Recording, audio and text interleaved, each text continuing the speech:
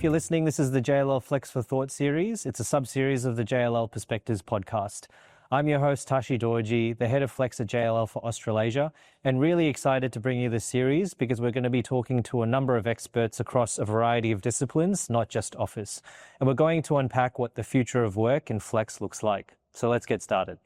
So I show my grandpa who just turned 101 years old. Wow. Yeah, and so it was really fun when showing him my son Logan, who was born only 4 months ago. The fact that there's a century in between them, there's something beautiful about that's that. Incredible. When they're talking to one another. That is incredible. That's so cool. What a great story. And also, 100 years between your son and him. Like, for that's and also 4 generations. Technically in one space. It's very wild. Rare. It felt something was weird in that room in a good way. Yeah. I felt something when they met, and I'm definitely biased with my son going, oh, he's very aware and very smart, but he was just locked onto my grandpa Maurice. He was like, there's like some sort of reincarnation stuff going there with loved ones that are lost within our family, but it was beautiful, man. I could find that if you are a little bit aware, those first meetings, I truly felt that my daughter knew my parents were, and my wife's mum were like safe relatives, like they were her people. Yeah. I swear she knew her. Yeah, I believe in that stuff. Like, just it was intrinsic. It was really, I don't know. Which is kind of like on theme to what we're going to be talking about today, kind of, right? Like people, the human element of everything.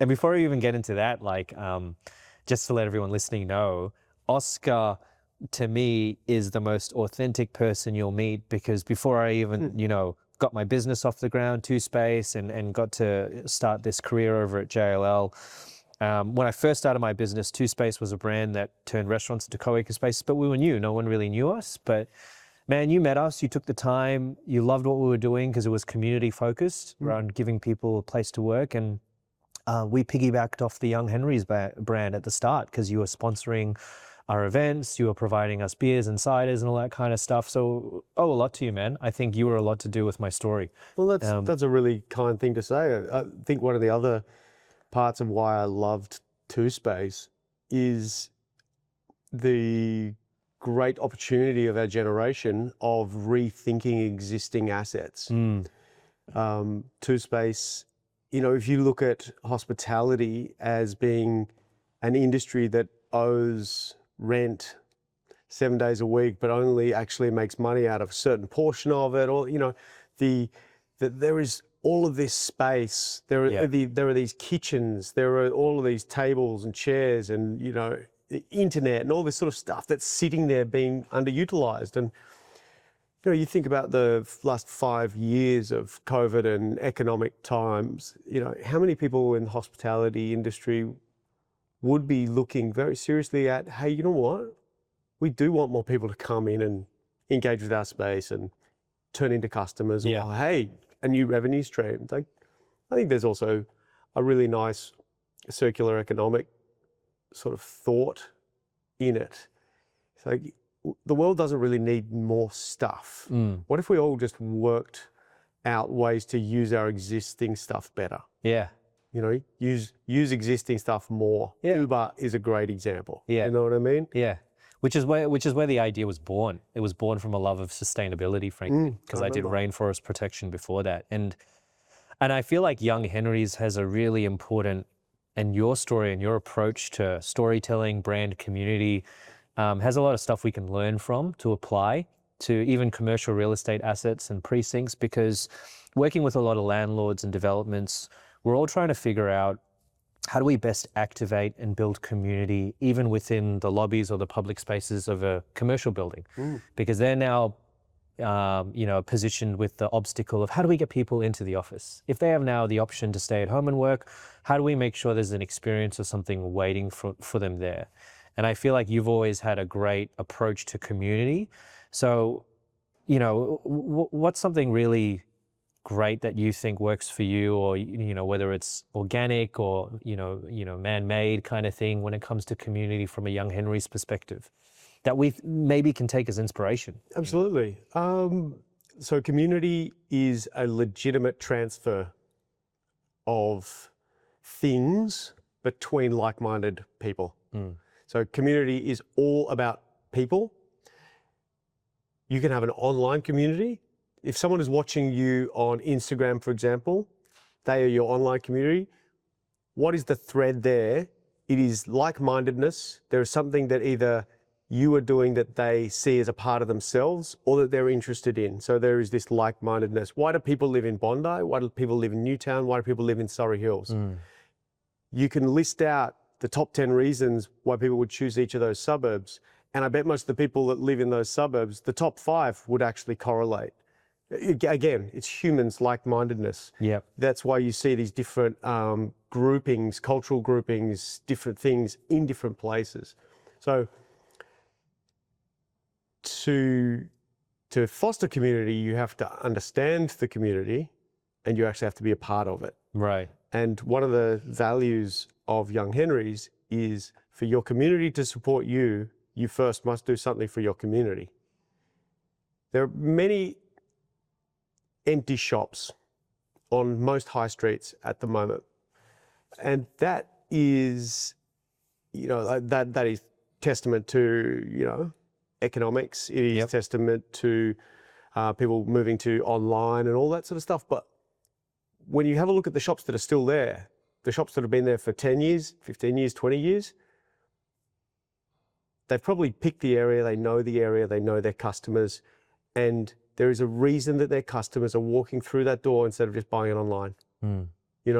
Aesop is a really great example where you walk into an Aesop shop. I think I can buy that stuff online. I don't know. I walk into the Aesop shop because you get greeted. You are asked what you're looking for. Do you need help? And the amount of training on every single product and the different scents within them and how they're made. It is this beautiful experience where you come out actually going, I got exactly what I wanted. That I wouldn't have been able to do that by myself online. Yeah. And that is, so you think about that, that's a good example of a business scaling, but keeping the people at the center of it. They're smart people, well-trained, and they reflect the communities where those shops are. You take it into a workplace sense. How do you create a space or a feeling that that makes your people want to come to work? Well, I can't tell you that, and you can't make that decision for other people. It's actually, you've got to understand what it is, the cohort of people that work in that business. Like, what do you care about? Yeah. Is it free yoga at lunchtime? Yeah. Is it apples, on the table? Is it a coffee machine? Is it flexible hours? Is it, what are those different things? And different businesses would obviously attract different types of people. And so, why do people want to work at Young Henrys? There's something about the way that we approach things that definitely aligns with a lot of our people's cultural, vision. Yep. I guess, how they see the world. There are beer taps at our work, which is always a benefit to some people. But also, the offering needs to be cohesive with the experience. Yeah. You can't put beer taps in your work and then have this strict, regimented, non-collaborative thing, like working conditions, and then expect everyone to chill out and relax and create community, having a beer together afterwards. Yeah. There has to be a continuum of... Because it feels like there's that disconnect right now in office. Yes. Right. The low-hanging fruit is, let's put some of these cool amenities in there, but we expect a certain switch to be flicked at Thursdays or Fridays at 4 or 5 p.m. only. And other than that, the workplace is designed for, you come in here and you do your hours. So even if it's flipping the design of the space, do you have an idea of how you can make that continuum a bit smoother, I think that you probably need to consult the people more. I think that's a really important thing. If you give your people the opportunity and the equity to give their opinion, they'll give it to you. Yeah. You know, we make mistakes too. We don't get everything right. And there is a pretty comfortable feedback loop within our business where, okay, yeah, we'll take a learning from that. We'll take a, and I think also one of the things that we've had to really work on is work-life balance. And, like really being a lot more conscious about, hey, there is alcohol around, but what are you doing that's not alcohol related? What are you doing health and fitness wise, making sure that you're having days off? It's interesting that we've probably got the Converse. You would, right? Hey, all of you guys, you're hanging out being mates too much. What about you go for a run or something? That's a good problem to have. It is a good problem to have. It is a good problem to have. But look, I guess going back to your question, people are relatively simple, and they sort of want an equal experience. It's not just a free beer at the end of the day. Maybe it's free coffee in the morning, and maybe it is a more flexible lunchtime, or so that you are then bringing people into a space, and if they have had a say in the art that is on the wall and the food that is in the fridge, and there is something that happens in the morning, something that happens in lunchtime, something that happens in the afternoon, you are then building a whole experience which makes the whole day pleasurable. Whereas at the moment, your example is, we expect 40 hours of this and then completely change. Why do heaps of Christmas parties go off the rails? Because people are letting off steam. Yeah. Because it is so vastly different to how people, coexist generally. Yeah. Whereas, if you get that right, it's a continuation of the conversation. What you're saying makes complete sense, because we just spoke with Charlotte Stratton, who's the head of office and asset management at Lendlease. And she was talking about the future assets for her are ones that enable, functionality to where lifestyle and work can be blended, right? It's no longer sit here and work, kind of, especially when you think about Generation Z, the younger generation, they really want to be able to work, but then very quickly go do something else, or socialize, or hang with friends, or go to an event afterwards. Where can they change? Where can they shower? All that kind of stuff makes so much sense. And unfortunately, but also fortunately, because it's changing, a lot of the developments that I've been a part of in the past, when they try and speak to the tenant community or the people of the building, let's say you've got 40,000 people in the building or whatever, they're not necessarily speaking, or they're not going through the diligence to get to know the people properly. They might speak to a head of property, or a head of a decision maker that represents the people, which from a office or a corporate perspective might not be representative of what they actually want. And even if they had good intentions, it would be impossible to represent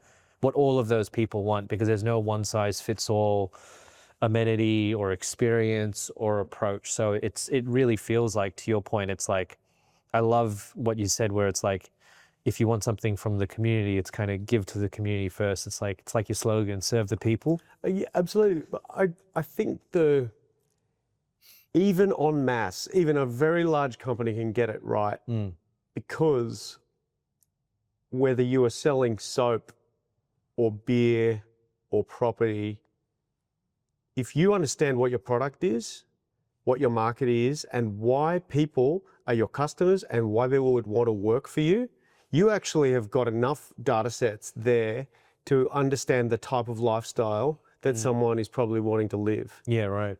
Someone that goes to work for Google is going to be looking for a different lifestyle to someone that comes to work for Young Henrys. Yeah. So I think that there is absolutely the ability, a company as big as Google, they get that transfer right. Yeah. They're bigger than most companies. So I think that there needs to be a shift in how a larger entity could engage with its people, because really, every business is a sum of its human parts. It's almost like, to your point, it's less 100% trying to guess what everyone wants and giving it to them, but giving them the tools to kind of, and the vehicles to find their people or their experiences or what they like within a building context or a precinct context, right? Because a lot of these asset managers with budget, they're trying to figure out, oh, do we put on yoga? Do we put on salsa dancing? Do we put on chess classes? What do we do? And there's an element of courage and guessing because they just see what works and draw from that data. But then there's also an element which is really important today in office design where it's like, how do we build and design spaces so that people don't necessarily come and sit down like an industrial worker back in the day where you kind of have to sit down in a spot to make stuff, but you've got this agile workspace where you come, like for me, I love coming down, sitting near the coffee machine, hearing the coffees in the morning buzzing. I pretty much work at the cafe, you know, a little ode and a nod to my first business, Two Space and Restaurants. Even though I've been at JLL for 5 years in a corporate environment, you'll see me always sitting at the work cafe. I'm not ever at a monitor, to the point where people joke, it's like, oh, it's Tashi's office, right? and I sometimes get jokes from clients going, you only sit there so that when we come in, you can speak to us. And I'm like, no, I swear it's because I love the space. But I've got a really interesting, for me, I'm very interested. I love the work that you're doing where you've partnered with the universities to really investigate how algae can get involved in the sustainable kind of development of beer and everything like that. Before you even explain that, what made you, as someone who represents, you know, a really cool brand, decide, hey, this is something that we really, really want to get involved and do? You know, is there any part of your company or brand value that really made sense beyond just doing something really cool, frankly? Yes, I think in part lunacy, and because you did stuff on the roof and everything before that. Yeah, There's right. like breadcrumbs leading up to this amazing innovative approach. So sustainability in a business context, our view is that at every step of the way, if you're making a decision, bring sustainable thought in at the point of every decision. Right. So especially when you're talking about, you know, like we have a manufacturing business, you know, so everywhere where you can make a commercial decision and an investment decision, if you bring sustainability as a lens into that, there is a misnomer that means it will cost more. It often doesn't, and the paybacks are often greater. You know, so once you start doing that as well, every business has a customer set. Every business spends money on a form of marketing, right? We found out pretty early that every time we did something sustainable, we would get this great resonance from our most important people, which is our team, and then our customers, both our wholesale B2B customers, but also our end consumers. It's like, oh, I heard that you went community-owned solar. That's amazing. I went to a dinner party the other day and I told all my friends at the dinner party, you got to drink Young Henry's because they're solar powered now. Yeah. Do you know how much money people would spend for that sort of advocacy? Yeah. And so by doing actual actions, we realized that, okay, there's different ways of creating value. Yeah. You can give someone cheaper prices. You can do a super cool ad campaign with some, you know, attractive looking people and make it look really desirable. Or you could do a valuable action where someone says, okay, I'm going to buy Young Henry's, or I'm already a Young Henry's customer, but I'm going to stick around longer because they just did that thing and that makes me stick with them. You know, marketing is just about trying to elicit a human response to a product. Yeah, before you even jump into the algae stuff, because I really want to listen to it, I just got to say, even speaking with some of the other guests on this series, like Charlotte again, they've got something called Eco Concierge, I believe, within their assets and precincts, which helps all their tenants, whatever journey, whatever part of their company journey or supply journey they are on, help them take action on sustainability or where they can do stuff to reduce their carbon footprint or whatever. Awesome. and similar resonance. Like people love it. It's excuse is the wrong word, but it's a reason to engage with your customer, in this case, large tenants.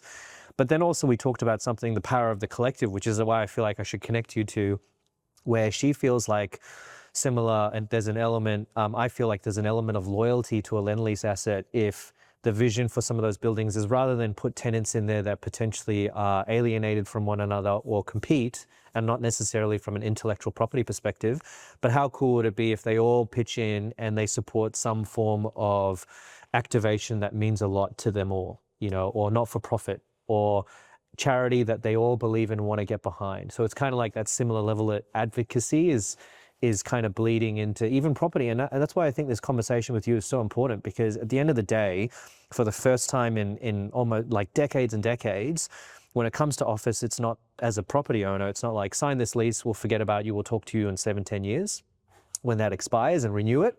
It's now, people don't need leases unless their people come to the office. Right, so for the first time, even within a commercial real estate perspective, the power is in the hand of the people, because if they don't come to the office, then the company won't sign the lease, and then the office asset is not worth $100 million, it's worth nothing, which is what's already happening in the US. So there's this connection now where it's like, and not SI is the wrong representation of it, but it's like, we really need to understand what the people want. And we know it's different for every company. We know it's different for every area. But now we need help translating that into, you know, a traditionally very basic kind of product, office, you know? And that's translated into ground floor offerings, amenities, but now it's kind of filtering up into the floors. Like, how does the workplace design or layout even look like for these different companies to make people want to come in? And then how do these landlords do things to the building to help them get their people in? But so please tell me about the innovative algae approach that you've got going with the unis, because I think that's really cool, man. Okay. You're like, okay. We're going to get nerdy, all right? Look, I want to first say, if there's any business owner or business decision maker listening, that sustainability is an opportunity. It is not something to be worried about. We are in the generation that gets to rethink all of our current structures. Every single manufacturing industry around the world will be rethought by 2050. Yeah. That's a given. You know, some of them may be incremental, some of them will be completely revolutionized. We could push back on that and sit back and say, no, too hard. Or you could say, well, hang on a second. If we lean into this, there might be some opportunities. So it was in the spirit of that one of our co-founders, Richard, met one of the professors from UTS, Professor Ralph. He is part of the climate, he's the head of the climate change cluster. And they are deeply researching the positive effects that microalgae can have in industrial uses. So they're having this conversation and he's talking about microalgae. And Richard goes, well, hang on a second, that's really interesting. They basically worked out that brewer's yeast is a microorganism that lives in a liquid environment. It eats sugar, creates alcohol, and releases CO2. Microalgae is a microorganism that lives in a liquid environment that eats CO2, uses that to procreate, creating more algae and releasing oxygen. So there are these yin and yang microorganisms. So this very simple idea of, oh, hang on. As a brewer, we buy CO2. We then, because you need to use CO2 to actually move beer around and to carbonate beer, we release CO2 through fermentation. And we also have a lot of grain. We make beer from malted barley grains. Once we've made the beer, we have all of this grain. We have about 10 tons a week going out to farms. Yeah.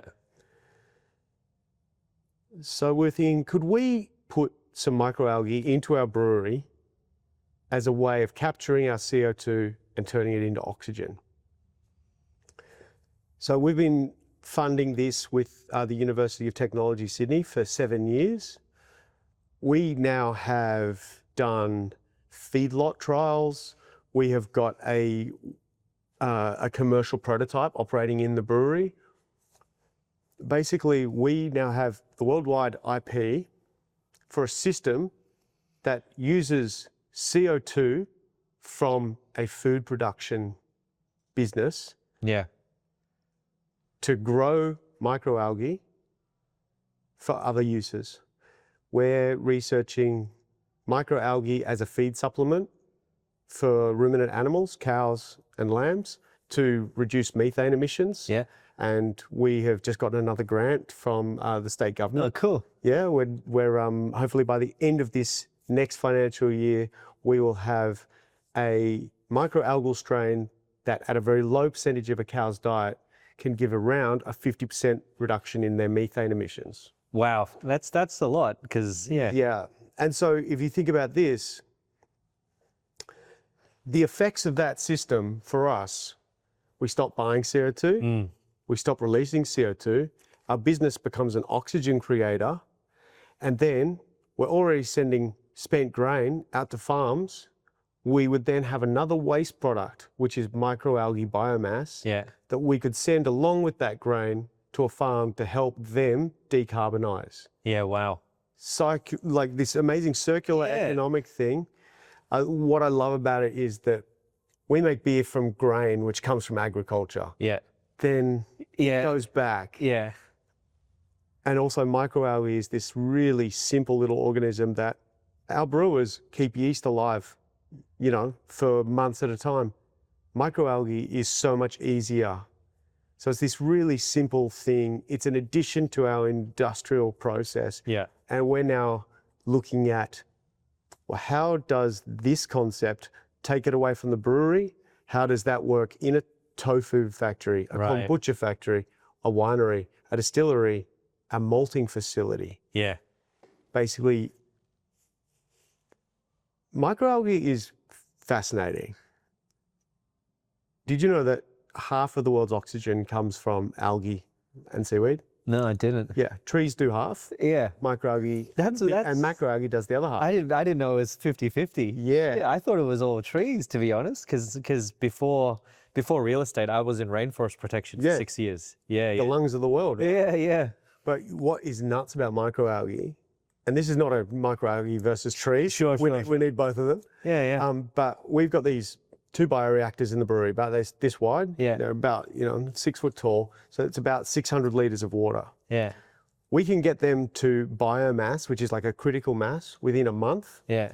And they will do the same amount of carbon sequestration and create the equivalent amount of oxygen as a hectare of Australian bushland wow. each. And also, when you think about it from a land and a surface area perspective, output-wise, you don't need that same amount of land, which we're running out of more and more. Also, our brewery is in the middle of Newtown. Yeah. We're a highly urban area. Yeah, yeah. And we are creating more oxygen and decarbonising at a rate higher than if we knocked the whole Young Henry's brewery over and planted trees. This is cool, man, because there's so many layers and so many stories behind your brand, and I feel like, so what buildings are trying to do, like new buildings especially, they're trying to create a story behind the building. So it's an element of storytelling and hospitality to trying to get people to come to it, right? And there's a term that's being thrown around a while now, like the hotelification of a building.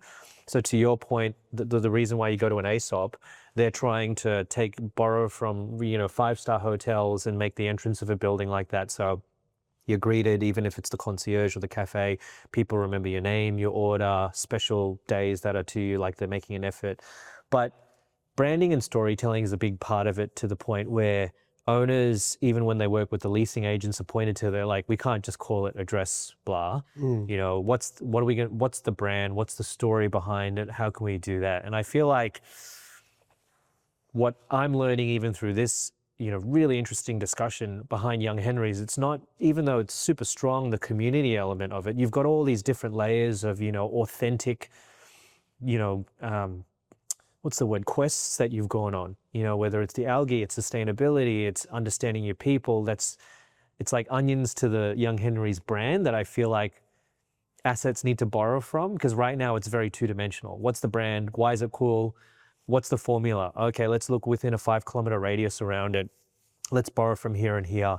Whereas there needs to be a bit more of and it takes time, maybe a bit more thoughtfulness applied to what that story is to really have people connect with it, right? I think the businesses are already doing a lot of these activities without thinking about it. If your business is on Facebook, you are already liking things. Your business has friends. Your business shares certain things that it is in line with it. Yeah. It has a tone of voice. If you put music behind it, your business has a soundtrack. Your business already probably has a dress sense. You know, like there are so many human things in that, in how a business would approach a market in a modern context. You then can go this extra layer and you find out if you have got a bunch of people within your business and you find out what they actually believe in, you will find some champions for change. Everything that we do at Young Henry's, there has to be a champion for it. We won't create a ginger beer if Kempy, our old Queensland State manager, hadn't been yelling at us for 2 years saying we need a ginger beer. We love ginger beer, like, you know. And I love your ginger beer. I've got a few at home in my fridge. It's our biggest seller in Queensland now. You know, but he was an advocate for that, you know. Sure. We have a lot of advocacy within our business for sustainability. And so that then you go, okay, we know how we're going to do it because you people are going to be the champions of that. Great, let's go into that. I don't know what it costs to build a building, but I could take a guess. And I think that the application of algal bioreactors on a rooftop space is going to be fractional. But the impact that that building could have in sequestering the carbon from the atmosphere around that building could be immense. I think that's a great, let me connect you with some developments that are happening because they're looking, no joke, because right now they're looking for ideas on how to take unused space and make it different and tell a story. And even on this, like, you know, podcast, you've kind of really articulately kind of shown the advocacy and the story behind even your algae approach and how that started 7 years ago when you approached the professor via your co-founder and all this kind of stuff. Let me connect you because right now a rooftop in a building is like, oh, let's make it a rooftop garden, or let's just make it an event space that gets booked every now and then, but it's still not really utilized. Whereas something like that would be so cool. And give it a purpose. And give it a purpose. You have the ability to do something impactful outside of the scope of just your direct cohort of people. You know, like you could actually be like, hey, we're going to do this and be mopping up CO2 from the atmosphere for 2 city blocks. Like, what a story. I'm gonna connect you with Connor, who's our head of sustainability at JLL. I would love to chat. I reckon you guys would have I probably shouldn't have gone on the algae tangent because he's going to want to talk to you about that big time. But that's really cool, man, because thank you for sharing that with me. I didn't realize it was a 7-year journey till getting it today. It sounds like a lot of cool stuff's coming out of it. And talking about the opportunity, where we're at this point in time, we own this IP and we're about to spin it out and turn it into a business that actually sells this IP to other businesses. That's so cool. You know, like, so we're still a couple of years away from actually, you know, revenue, but we've got a list of people interested. We've got, you know. Nice. It's Let me know when you've got the Young Henry's algae design. I'm sure you've got one in the works. I'll be one of the first to wear it. I love it. We've had a couple of different iterations. My friend, I could speak to you for hours, but we've got to cut it here. But I really appreciate your time. And I actually think a lot of people is going to resonate with this particular episode, because when you talk about your values, what you believe in, and you're sharing how that could be shared even on a very basic level to some of these other disciplines and industries like commercial real estate, you know, it really resonates, man, because it's coming from, you know, it's an authentic belief and you're doing it. So thank you so much. I really appreciate that. Oh, thank you very much. Very kind words. It's lovely to see you as always. Yeah, you too, Oscar. All right. Well, thanks everyone for listening, and We'll speak to you again soon.